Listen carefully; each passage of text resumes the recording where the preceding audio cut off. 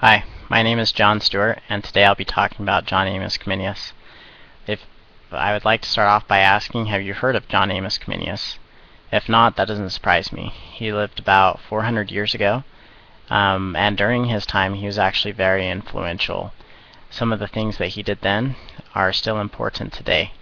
If you have heard of him, it is probably through an education class. That is how I actually learned about Jon Amos Comenius a few semesters ago, and I really grew to appreciate him. I had to talk about him and explain what I had learned.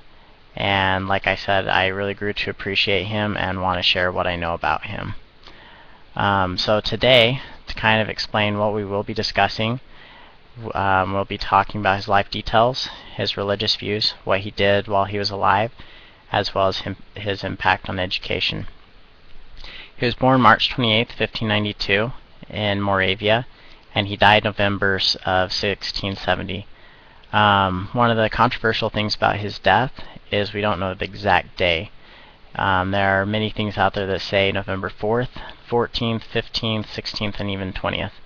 So there are some controversies about this, which is somewhat surprising because he was also burned at the stake. And so we would think that there would be an official document out there that kind of clears this up, but there isn't. He also belonged to the Protestant Church, the Unity of the Brethren, and the Unity of the Brethren was established by Jan Hus. Jan Hus believed that salvation was something that mankind could achieve here on earth. John's parents were in this church when John was born, so he grew up as a Protestant, and he was very religious. He became a bishop later in life. At age 10, his parents died, and he had to live with extended family members. While he lived with them, he also attended different schools, and in these schools he learned different teaching techniques as well as what was being taught, and the teachers really grew to love and appreciate him. Jon Amos was also very intellectual and intelligent. He wrote the first Czech encyclopedia in 1614, and just considering what all he would have to have in order to write an encyclopedia at this time is incredible, especially since he did it by himself. In 1618, the 30-Year War broke out, and he had to flee to Poland. While there, he wrote many books and became an author. And the book that he wrote that might have been the most important is called the Didactica Magna. This book basically changed education as we know it. It outlined a schooling system where kindergarten, elementary, junior high, high school, and college all existed. And the purpose of this was so that everybody could learn at the appropriate age what they were capable of learning. And he also believed that education should be universal. So male, female, rich, poor, white, black, people of different social backgrounds should all learn, was his belief. He believed that if everyone did learn and had knowledge, the world would be a better place and could progress even more than it does already. So, one other influence that he had on education was that he was the first to create textbooks and use them.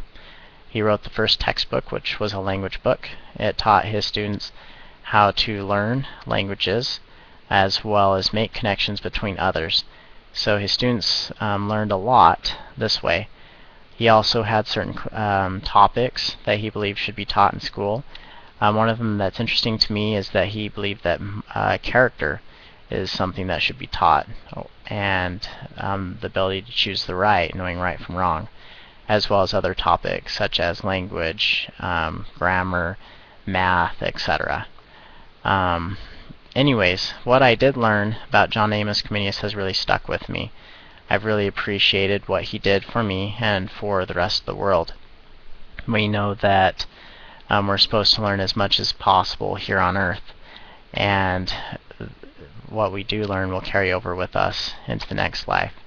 We also know that we're supposed to search out of the best books in order to gain this knowledge. And I believe that Jon Amos Comenius has made a difference in this world, and I would like to encourage everyone to do the best that they can to further their education.